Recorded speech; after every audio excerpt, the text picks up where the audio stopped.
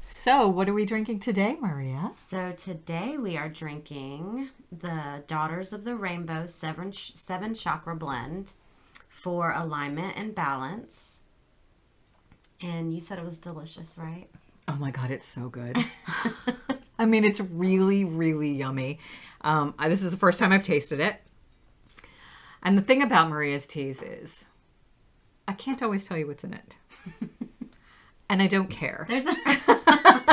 It's just yummy, and I don't care what's in it. There's usually a lot going on. But There but it is. seems to blend together well. It's all of this.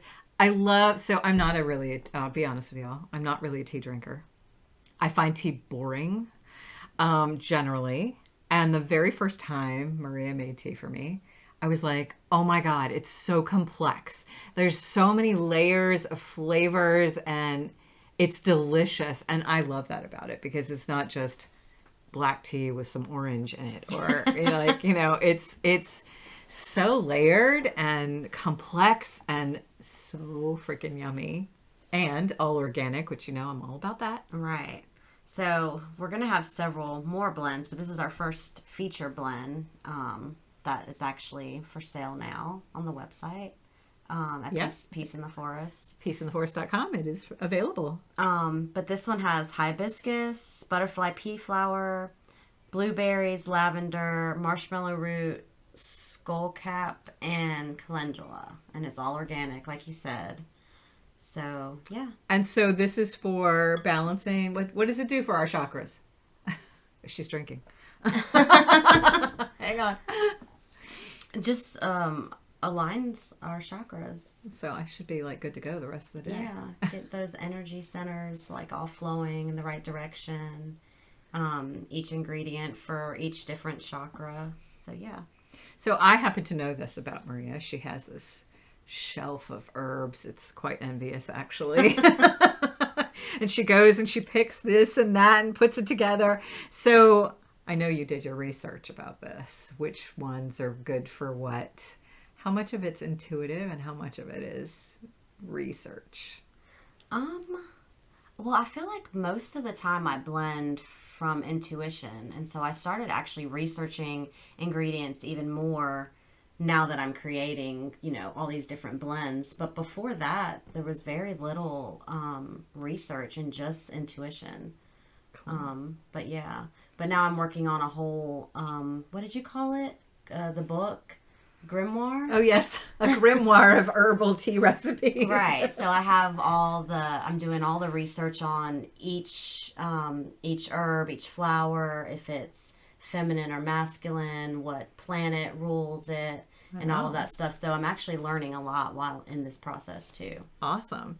And then we have more teas to come, right? Right. You want to tell us what we have to look forward to? So they're all the names of the teas are very magical, which I love.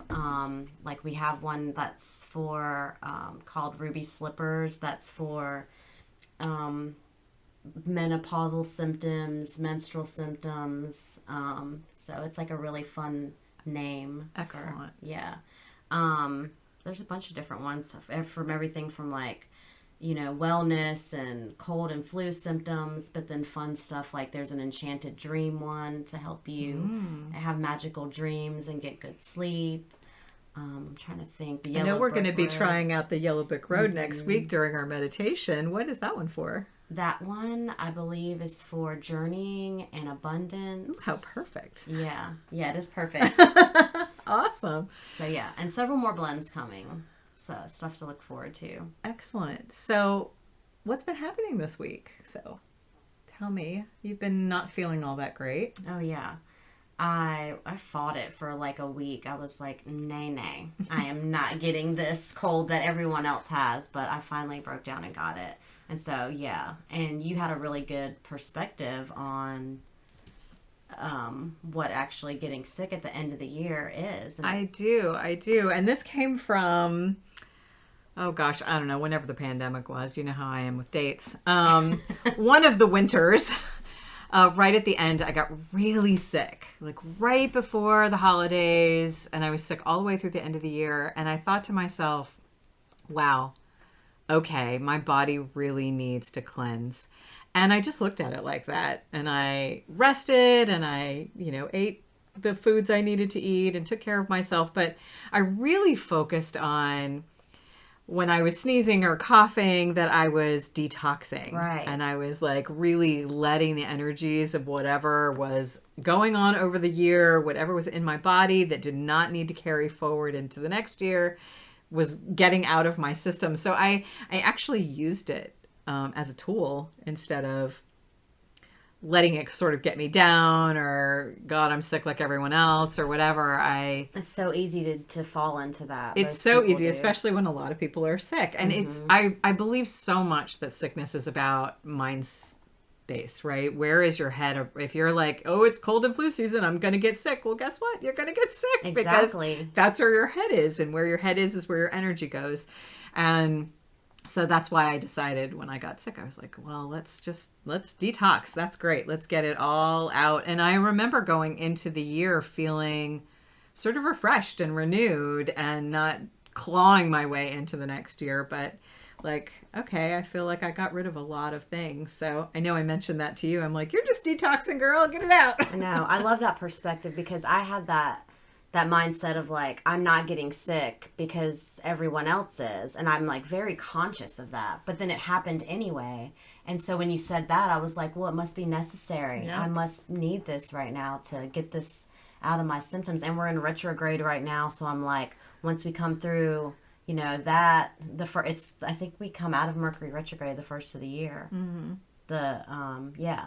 And so I'm like, okay, I'm getting everything out. I'm detoxing during this downtime, and Yeah.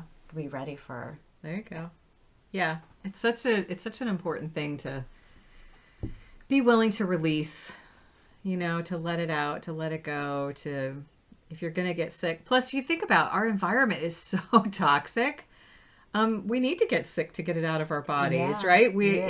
If you don't eat a completely organic diet and you eat processed food and you're in a workplace where there's outgassing of desks and carpet and paint and all those kinds of things, like our body, we have a maximum capacity of crap that we can hold. Yeah. And we have to get it out. So sometimes I think if we can look at getting sick as I'm getting rid of what my body can no longer process, then it becomes at least a useful tool. You take the experience of being sick into a different place. Right. And your relationship to that, to your body, because you think about it when you're sick, you're like, my nose keeps running. And we create this like hate relationship Right. with our body when it's doing exactly what it's It's supposed to be do. doing. You're right. And we should be appreciating that. It is built to literally process all of that crap out. And so if we can change the relationship to our body and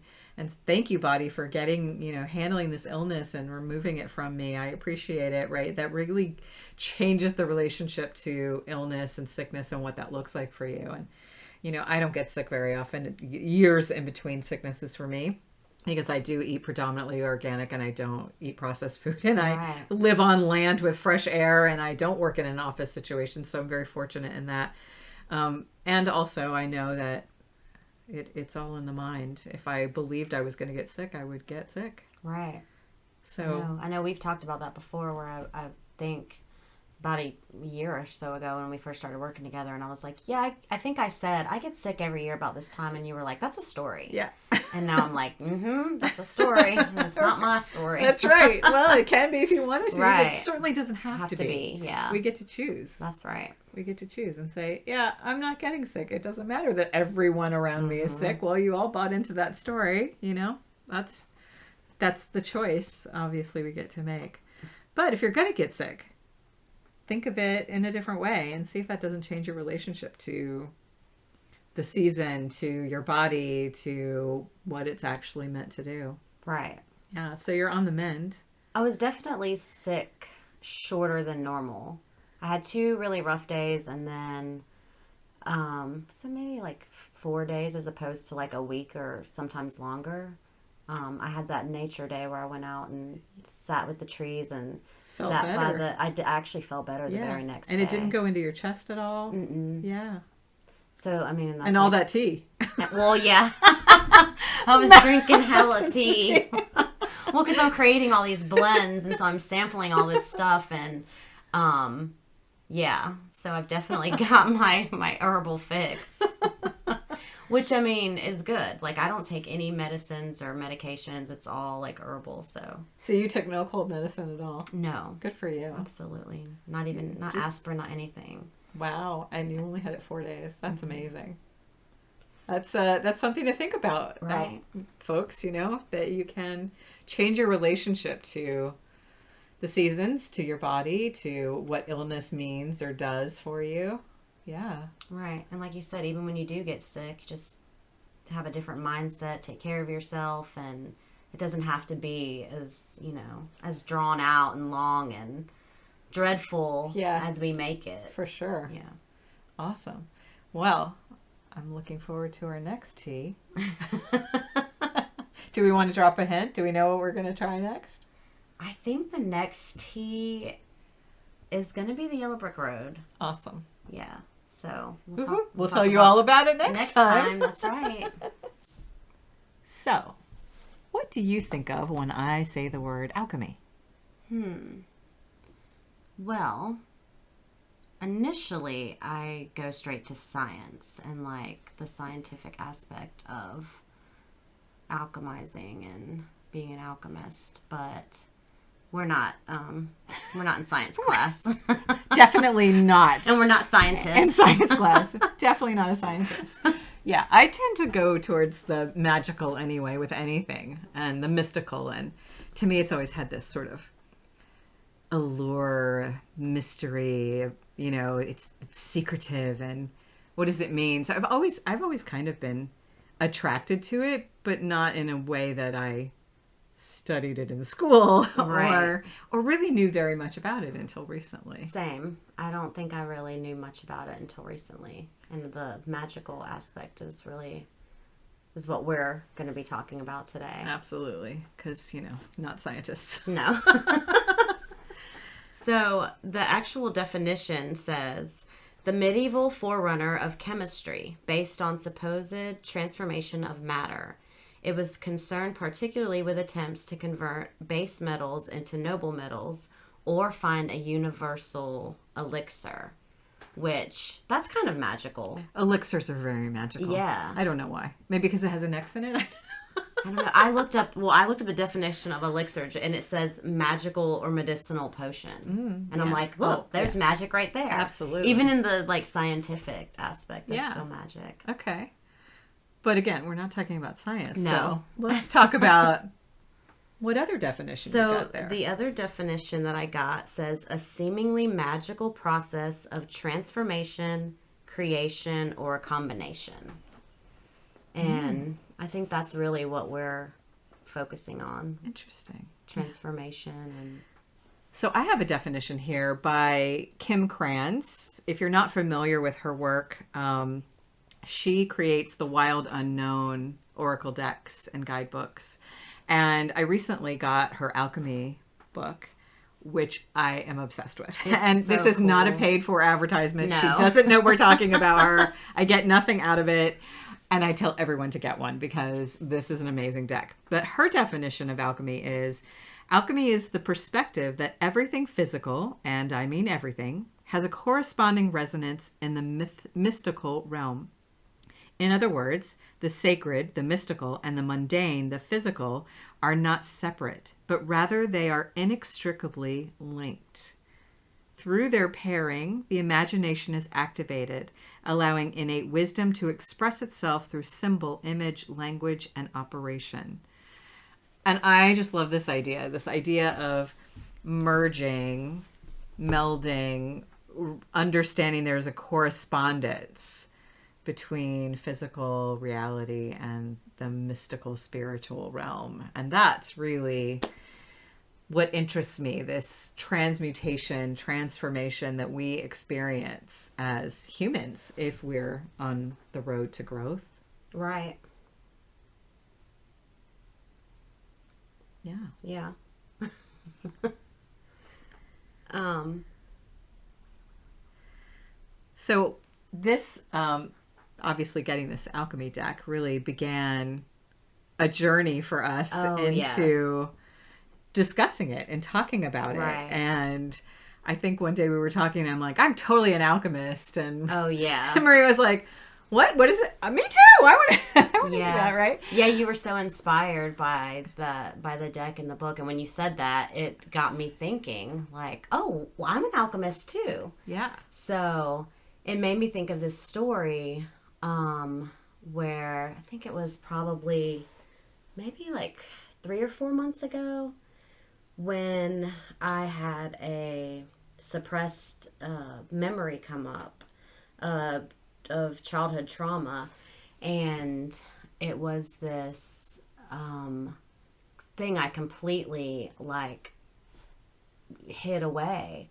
And when it came up in like a movie playing, and I saw it, and I was like, oh my gosh, And so I remember talking with you about it, and what work could I do to heal this trauma, and you brought up something called a soul retrieval, and I had never heard of what that was, and I was getting ready to go on a trip to the beach. I remember you saying, you need to do this sooner than later so you can retrieve that piece of yourself and take that child with you So she could play at the so she could beach. play at the beach. Yeah. And so I didn't know what that was, and you can maybe explain what the soul retrieval. So the idea in the shamanic practices of Right. soul retrieval is that every time we experience some sort of trauma, and when I say trauma, I don't mean something has to be tragically horrible. For a child, trauma can be a parent ignored you. Right. Right? So this idea of trauma being something extreme, I think also prohibits us from really recognizing how much actually we experience. So anyway, back on track. When you experience a trauma, a piece of yourself at that age sort of regresses. It goes inward and it detaches from the essence of who you are and sort of hides in that state of that age where it happened. And in the soul retrieval process during a shamanic session is we go and we find that soul. Where is it buried? And we have a conversation as the shaman with this soul and say, I know you were hurt, and this you, whoever you are, is all grown up now and needs you to come back and be a part of them because they're not whole without you. And so we have a conversation and invite that soul piece back to join.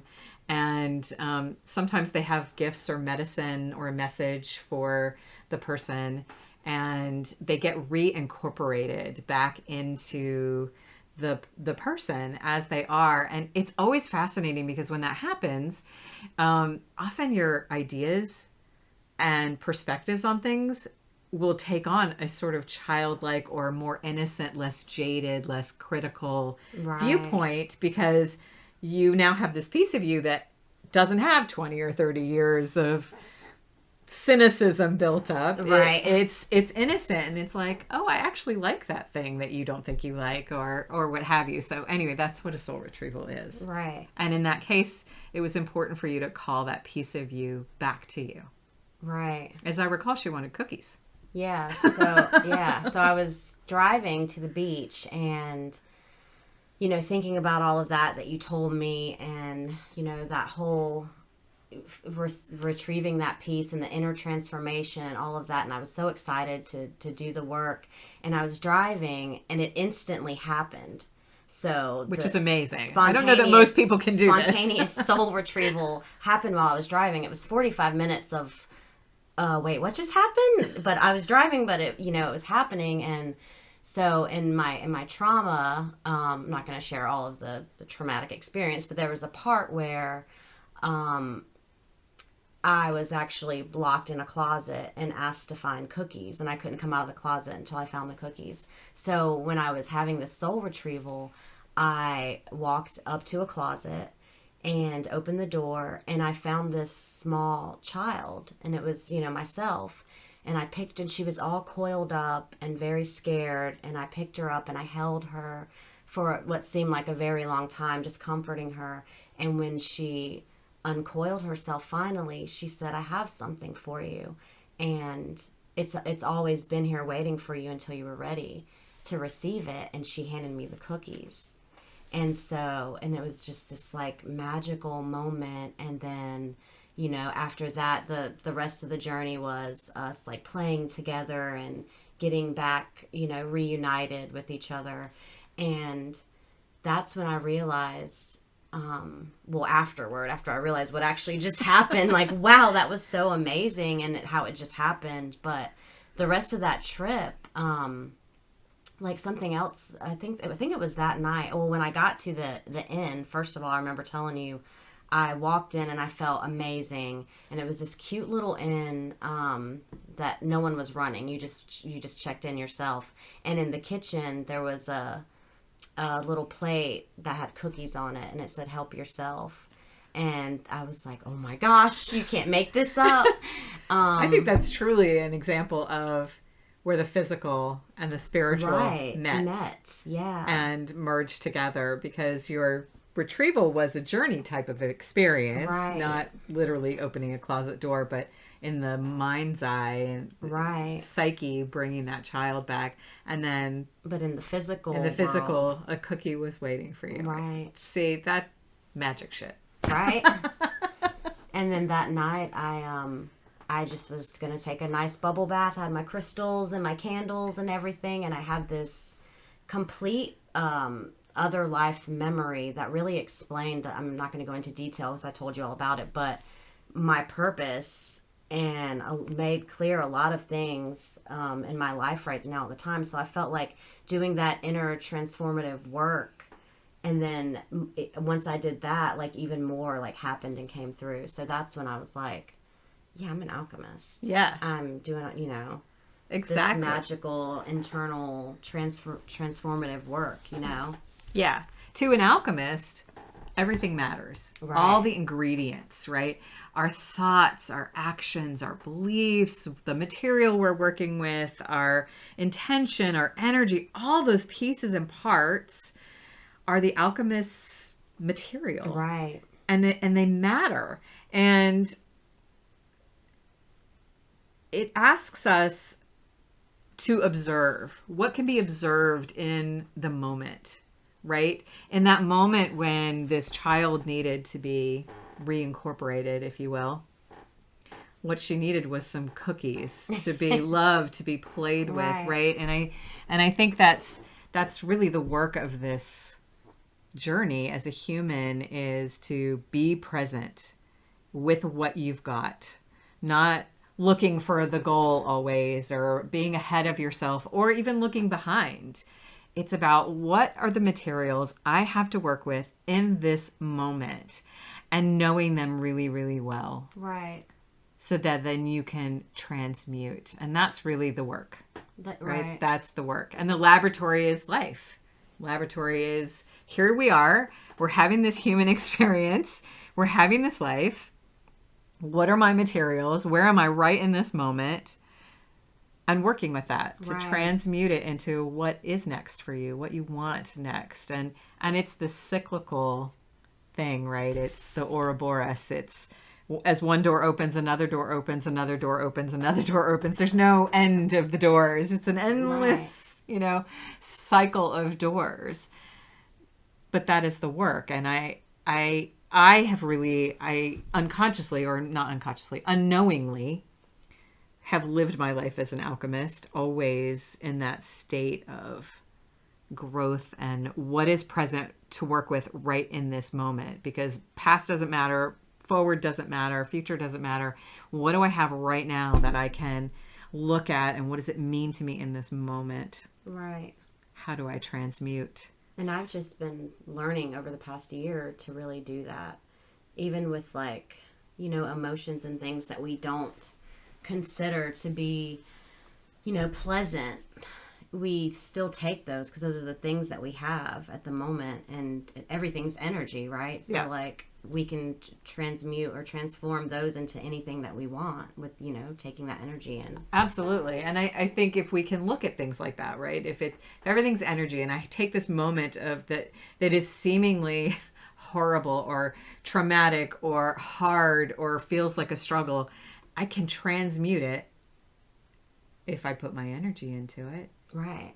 If I take that material, let's call it a base metal, right, and transmute it into something noble. Hey, this is an opportunity, an experience, a lesson. What can I get out of it? Right. Let me take this really shitty thing Yeah. and turn it into something Yeah. like a gift, which I say all the time. Can you take this experience and transform it into the idea that it is a gift? And it is so much about, our outlook. And, the alchemist is basically a scientist in a laboratory, and the work is to continue to be in the moment and present with the stuff. Right. And everything learned is a positive.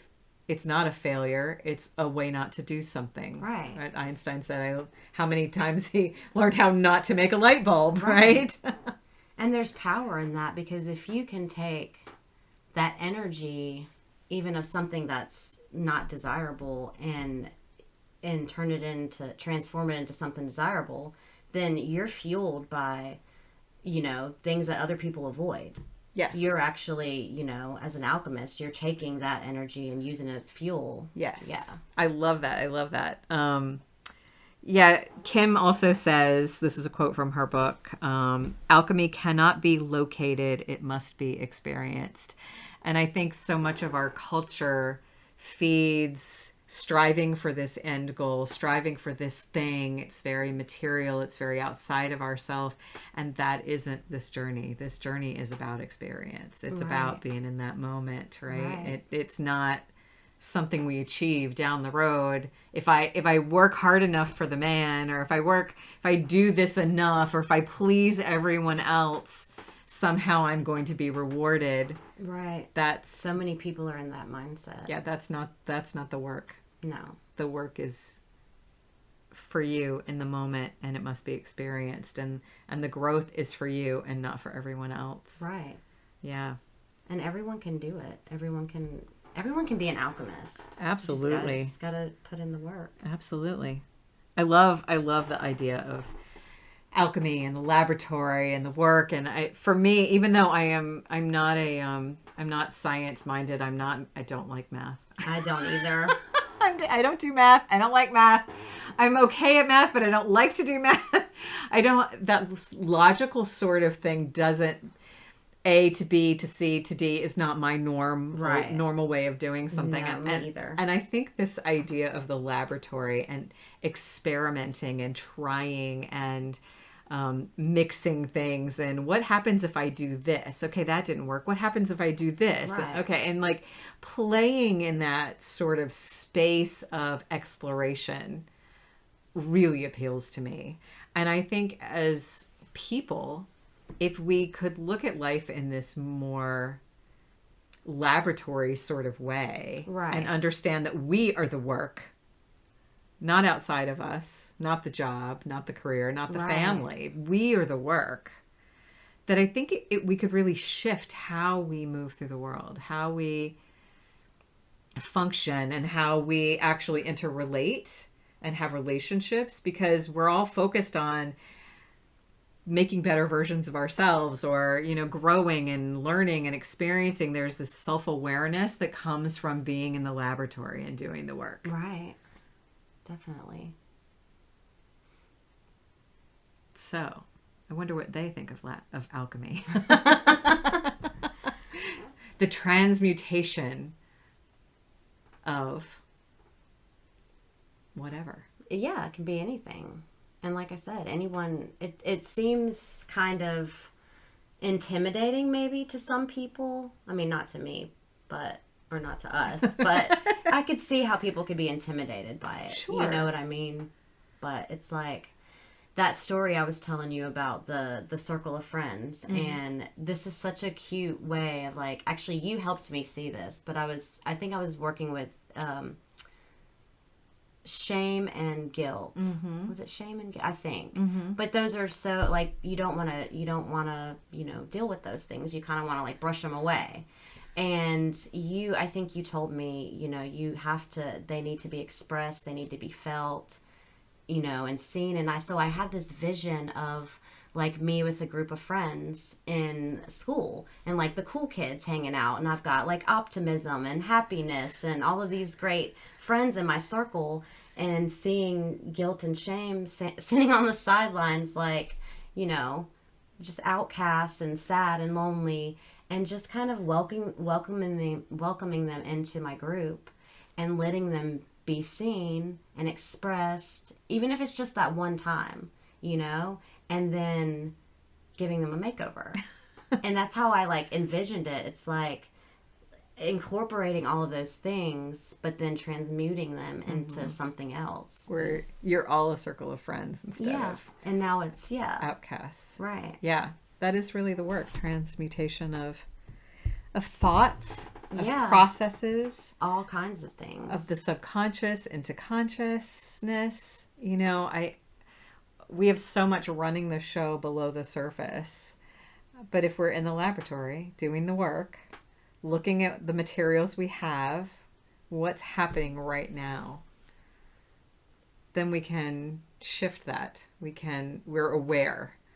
And then it's not this seemingly unknown chemical that is hidden in the bottom of the jar running the show. It's part of it, and we understand it. Okay, if I add this, it changes the color, it changes the texture, it changes the feeling of something. And what does that mean now for me? I take that subconscious story and I bring it into form, energetically, visually, all of the ways. Right. I bring it in. How does that change me now if I have all this awareness? So with your circle of friends, you're this very positive, optimistic, happy person. And when you incorporated the guilt and shame, it's not that you suddenly became a guilty, shameful person. No. Right? How did it change for you?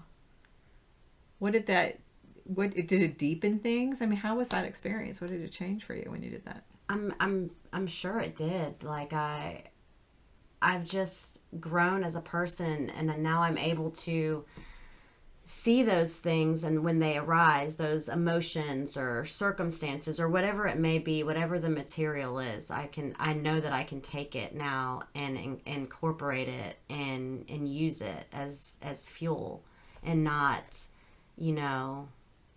like I used to do, just push it away and not deal with it. And so now I feel like I've just grown more and more as a person, doing that work. Yeah. You're still happy and joyful and optimistic. Yeah, it didn't. But guilt and shame aren't on the down low running the show. Well, that's the thing, right? So you're not a people pleaser anymore because of guilt and shame. Right. Right? So that's how it affects us when we don't look at it. But yes, when you alchemized it and you're like, okay, this is a piece of me, and now I can be aware of it in this situation and still make a choice for myself. So you become more whole. I feel like. Absolutely. Because I did used to be, I never understood why I was such a people pleaser. I thought that was the way to, I don't know, get love, possibly, like receive love by trying to please everyone. But, once I was able to do that work, I realized that's not serving any purpose by trying to people please everyone. So alchemizing those, what we'll call shadow, quote unquote, aspects of self into a whole means we're conscious. You're conscious of it. Then you can make a choice consciously about how you want to move forward. Right. So it transmutes your experience of relationships, let's say. I'm not going to people please. I'm going to spend time with you because I want to spend time with you. Yeah. Not be out of guilt and shame, which I was unaware of. Right.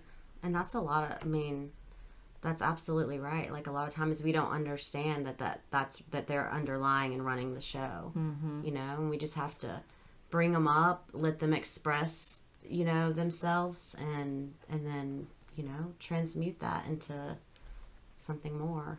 And the beautiful thing about that transmutation is that does take us much closer to our spirituality, much Right. closer to our true essence, to what I think what everyone really on some level wants, that connection, because our basically our common thread deficit is this idea of separation, and what we all really want is that connection. And so in the alchemy of ourselves, when we're alchemizing our own things and we become more whole and more complete, and we have awareness, that takes us naturally closer to what we're really looking for, which is that spiritual connection. Right. So we become the bridge between the mundane and the spiritual, Right. the physical and the magical, if you Yeah. will. I mean, it's just like I said when I was on that trip and did that work that same night. Like, I had all of that information come through, Like, You were in alignment. yeah. And it was like, whoosh, oh my gosh, okay. It was amazing. Like, the information that came through because I was in alignment from doing the work. So, yeah, absolutely. So I think we all have the opportunity to be alchemists. Exactly. Right? And whether that word resonates for you or doesn't resonate for you, the ideas and the concept are the same, which is, as the scientist, the alchemist in the laboratory of life does the work of awareness, conscious awareness and observation and conscious choice.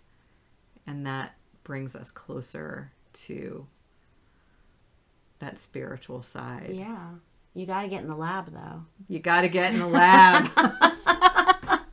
Yes, you got to get in the lab. And you got to do the work. Because really that is what life is about, doing the work. There's no escape from there is escape from the work. But the escape is misery, struggle, hardship. Right.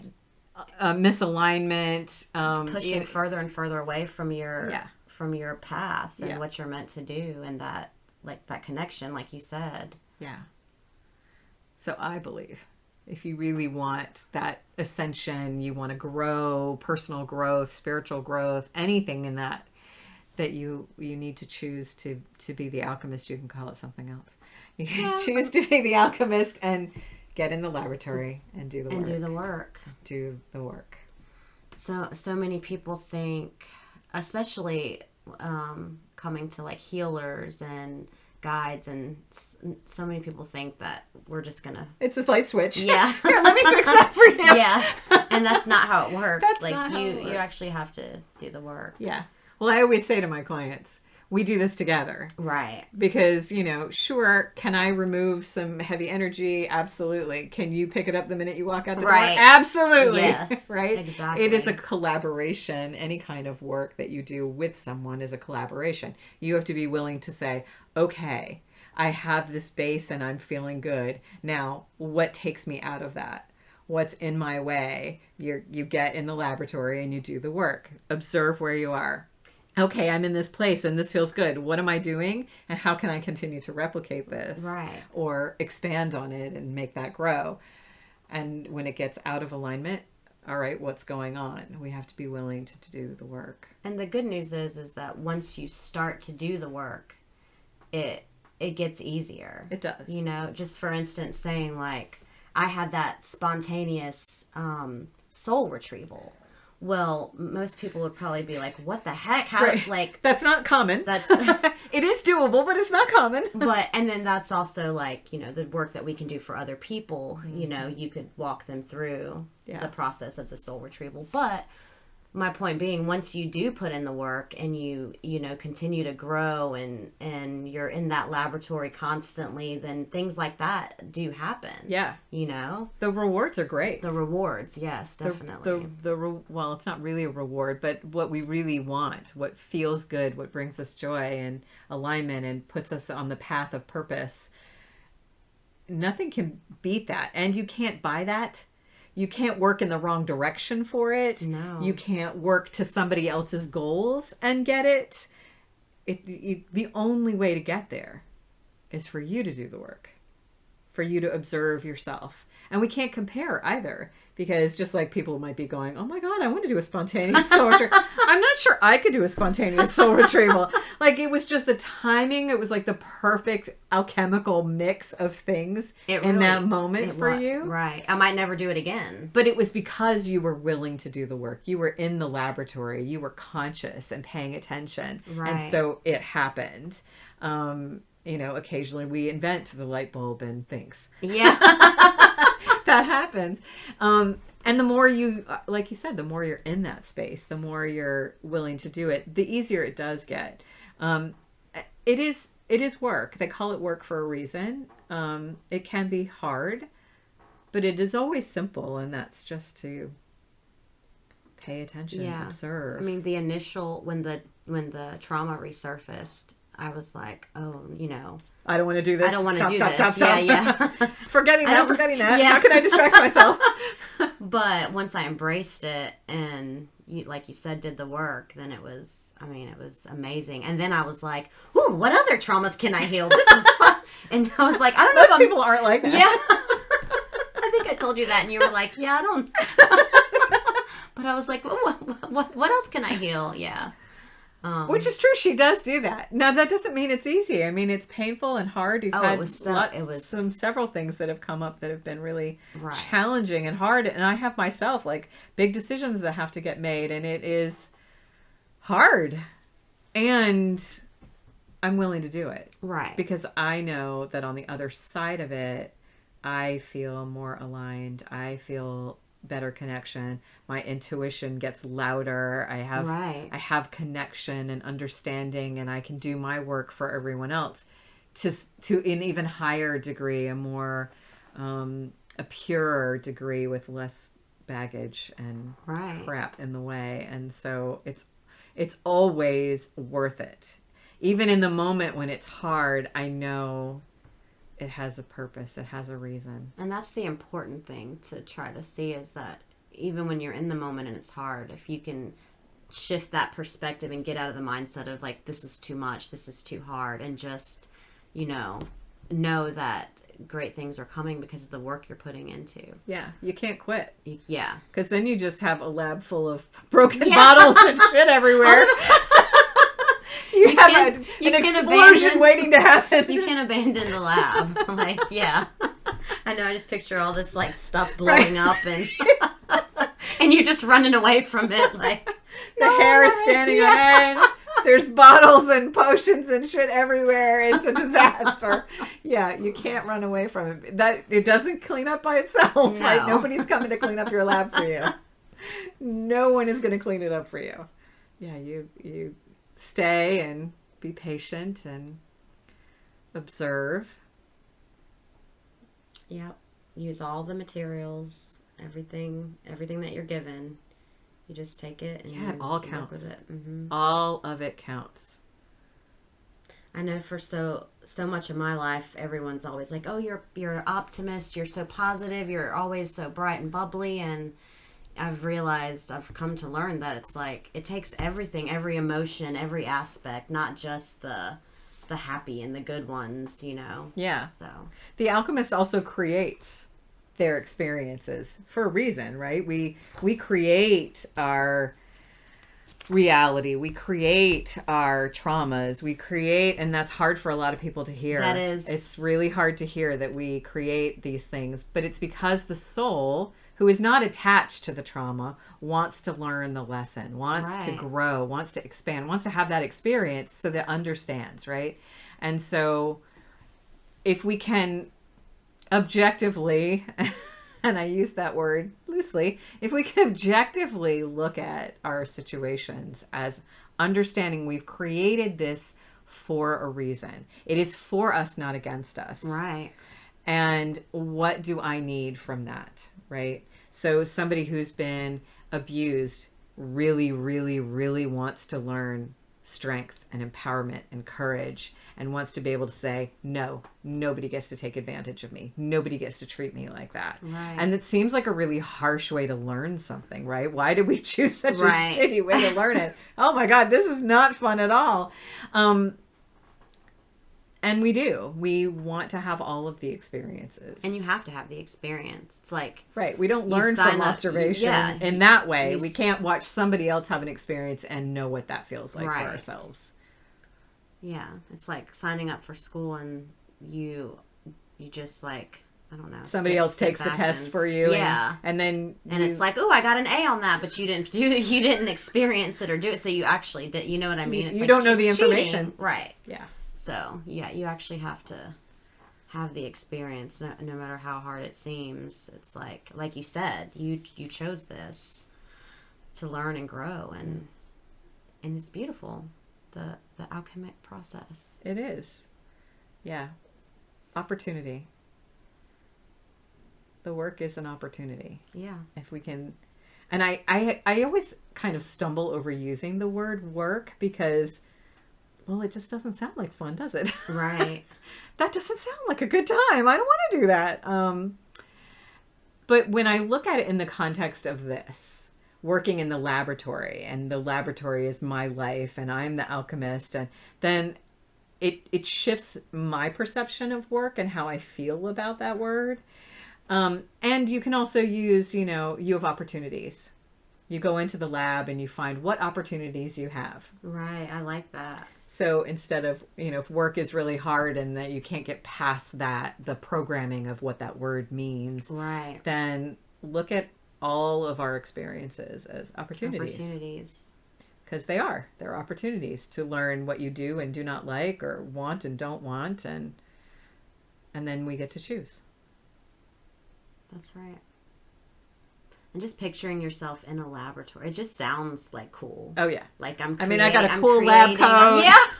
I have the goggles propped up on my head. They're totally steampunk goggles, by the way. Yeah, we're picturing our outfits, and our lab outfits are totally cool.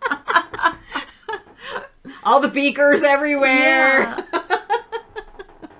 What you can create. We're jamming to some tunes. Yeah. That doesn't sound like work at all. I know, right?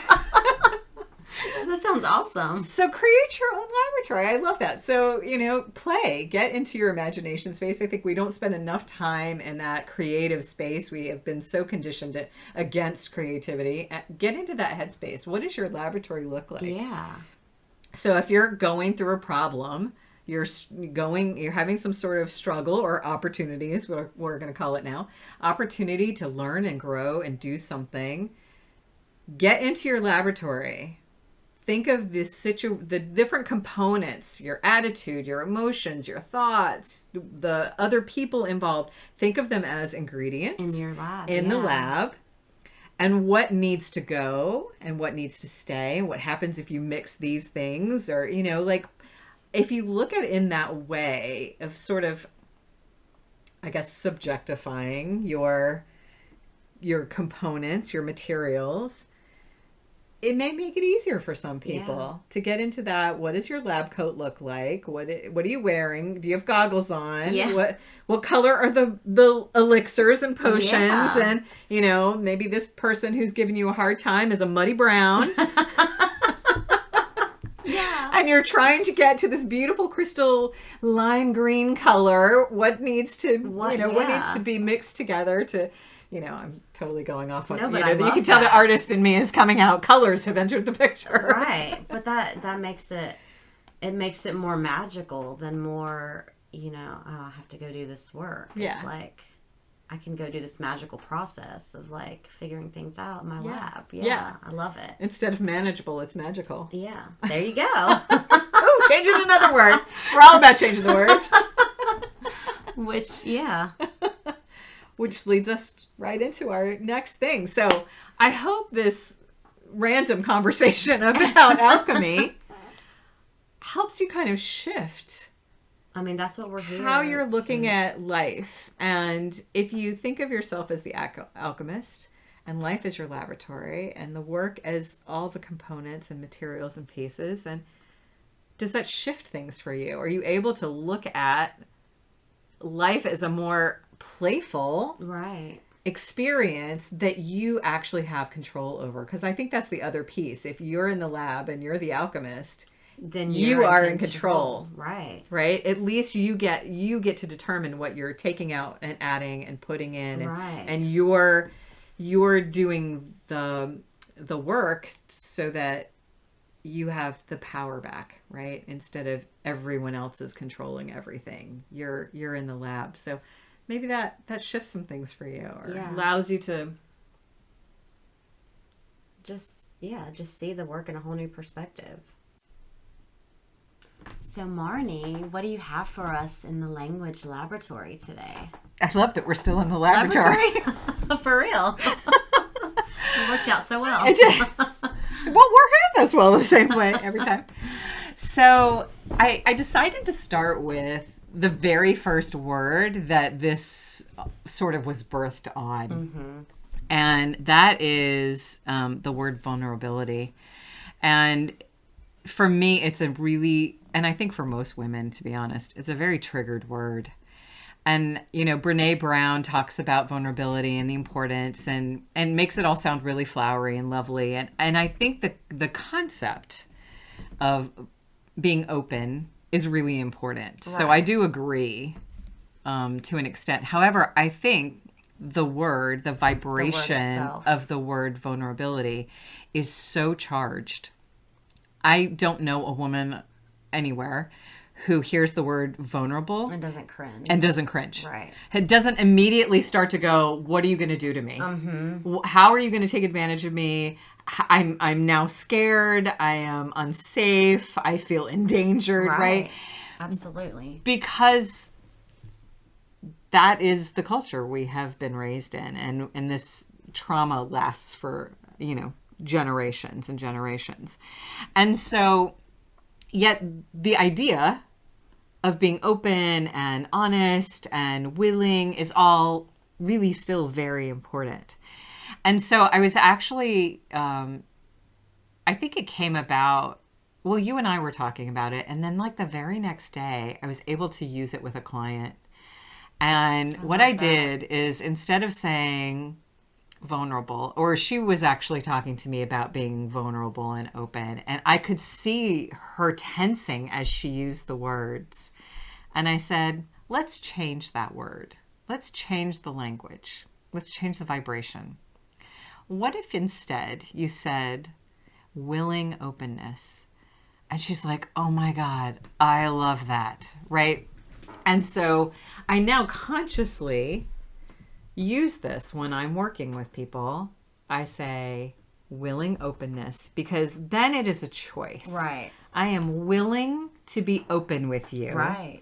Which is exactly what the word is intended to mean, right? That is the meaning behind it. But like you said, the vibration changes. The vibration changes because that other word is so charged for women. Right. And maybe for men as well, or any minority, any, sort of subjugated nationality may have a charge around that word. And so in this laboratory, the thing for me is always about shifting perspectives, always about, let's be really authentic. Let's think about what is the energy behind what you're saying, and does it match the words that you're using? Right. And in that respect, I don't think, for the most part, anyone really wants to feel vulnerable, right? Feel open to being hurt, right? That's really what I hear when I hear that word is, oh, you want me to lay my heart out on the floor so you can step all over it? No, thank you. I choose not to do that. I remember when we were having the conversation, I can't remember exactly. I remember where I was, because we had a really good conversation that day, and I was getting ready to get on a ferry to go to Ocracoke. Mm-hmm. And I remember telling you I was excited. I remember being like, is it weird that I'm excited to be vulnerable? But I was like, but that's not really what I mean. I think that's how it came about. That might be. Because you were like, well, you're feeling this. Like, you're feeling, you want to be open, so you're willing. And then that is how it came about. That is how it came about, yes. And then I was like, oh my gosh, yes, it's my choice. I'm willing to be open, and I'm excited about that. Yeah. And I was like, that's brilliant. And remember, you were like, do we say willing, open? Wait. Willing openness or open Or willingness. open willingness. We kept going back and forth. I get them reversed all the time, but I'm like, no, it's willing openness. And I was like, that's amazing, because that in that moment was what I was feeling. Yeah. It wasn't. And it changed everything. Yeah. Because you were even judging yourself for being excited about being vulnerable, which wasn't really what you were wanting to do, right? So I think we get words have power. They have energy. They have power. There is a vibration to them. And from my perspective, we are very unconsciously using language. We very unconsciously speak. We say things like, I'm starving to death.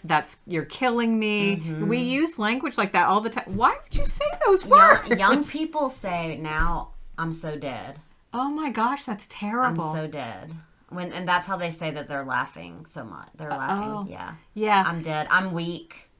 Or I'm dead is like, you just made me laugh so much. And I'm like, ooh, how is that like, no. Right. Stop. And I get, every generation has their language and their things and the things that they use. And, in some ways it's really fun and playful.